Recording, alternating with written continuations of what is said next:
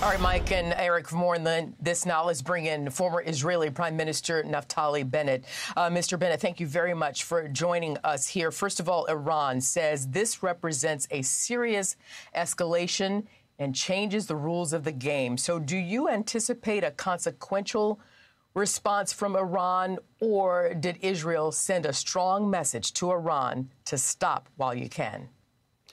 Well, our actions send the message. I think what we've seen over the past few hours is that Israel's iron fist can reach anywhere in the Middle East. And I think the mullahs in Tehran see it.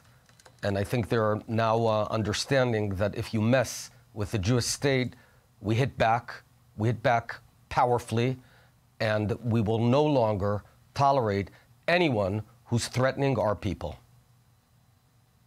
Okay, meanwhile, Nasrallah is dead. So I ask you, can a decapitated Hezbollah still forge a formidable fight? Also, is another IDF ground incursion in Lebanon imminent, or is there a diplomatic off-ramp? Well, I want to clarify what our objective is. Our objective is not only a ceasefire, only for Hezbollah to recuperate. Right now, Hezbollah is temporarily paralyzed, almost paralyzed. We hit them bad. We killed their CEO, Nasrallah. We killed their board of directors. We killed their executive management. And whoever conducted the pager attack also took out much of their mid-level management. So right now, Hezbollah is in shambles, but that is temporary.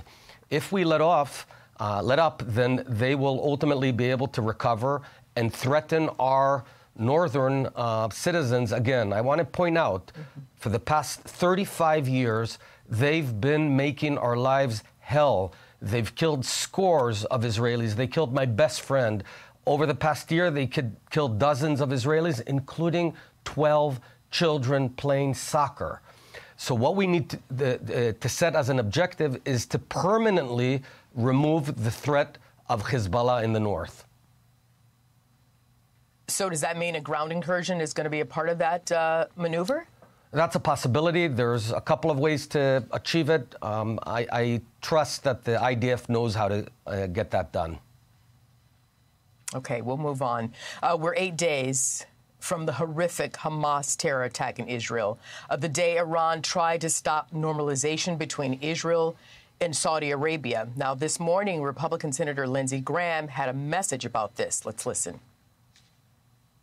To my friends in Israel, to my friends in Saudi Arabia, Bibi gave a great speech about the benefits of the deal.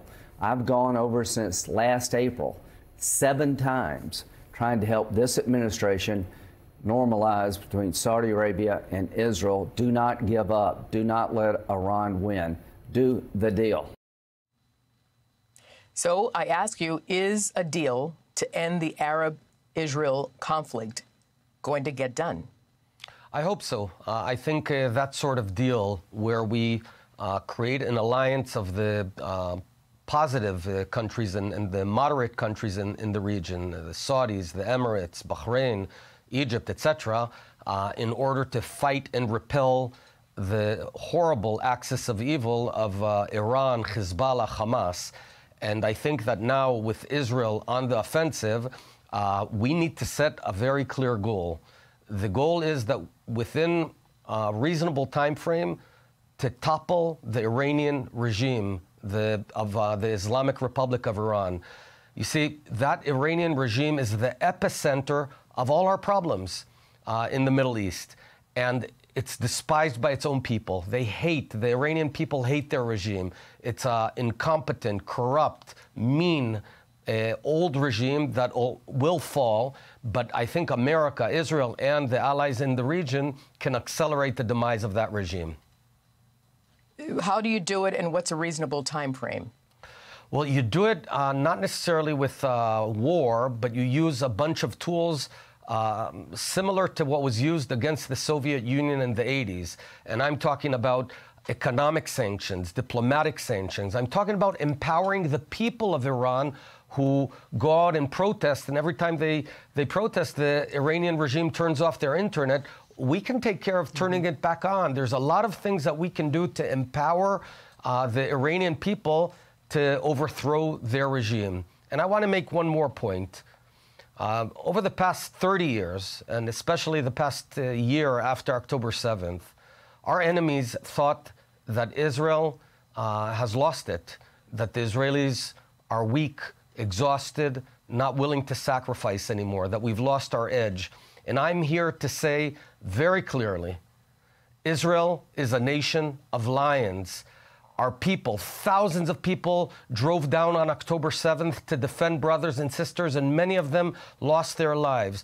The state of Israel has shown that we are willing to sacrifice. We are willing to fight for freedom.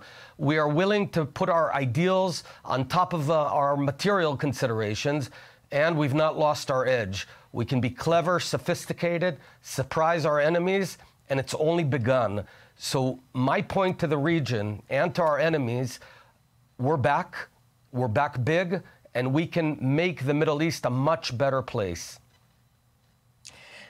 The lions are roaring, no doubt, sir. Meanwhile, there is no ceasefire deal between Israel and Hamas in the Gaza war. Do you know how many hostages are still being held in Gaza that are still alive? And is there still a plan to rescue them? There's 100 hostages in Hamas's custody. We don't know the precise number. I hope more than half of them are alive. We have to bring them home. This is a fundamental tenet of Israel's ethos, that we never forget anyone. We never leave anyone behind. Israel must bring them home.